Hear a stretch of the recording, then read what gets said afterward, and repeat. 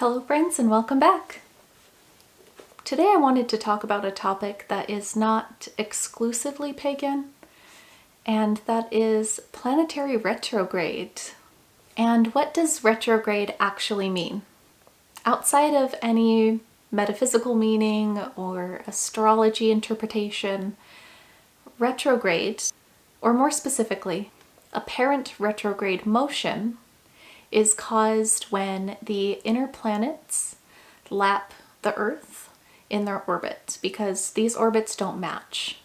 So when it passes the Earth, it appears to be moving a different direction from what we see looking up at the night sky. So if a planet appears to follow this same consistent pattern, and at a certain point it slows, seems to move the different direction before continuing on its path, that is retrograde. And this is entirely an illusion from the perspective of Earth. Apparent retrograde motion can also happen when we, the Earth, lap a outer planet. And to help demonstrate this, I have made a small, simple animation. It's my first attempt. But here we go. So as you can see, we have the Sun, two orbital planes.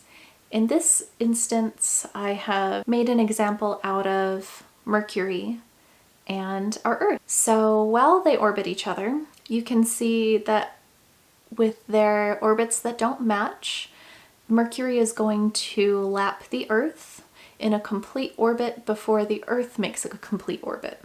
Now, one more time, let's watch that while we track the motion of Earth's line of sight. And here, you're going to notice the arcing line of sight following the same direction before it switches back during our retrogrades, and then it goes back to the right, the same direction it was traveling before.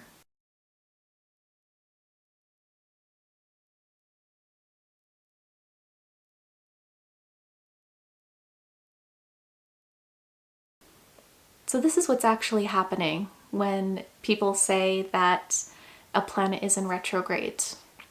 Because of this, they appear to move backward in the sky, but that is entirely an illusion. I hope this has helped explain the common retrograde term I know I'm hearing all the time. Mercury seems to be the most talked about one for sure, but of course the other planets can go into retrograde as well. And I do hope my visual was helpful. That was my very first attempt at animation, but I thought it would be easier to see what is happening than to try to just explain it. Alright my friends, join me next week and we are going to cover the individual planet retrogrades. What does it mean for each planet to be in retrograde? And what changes about those energies? See you next time. Bye!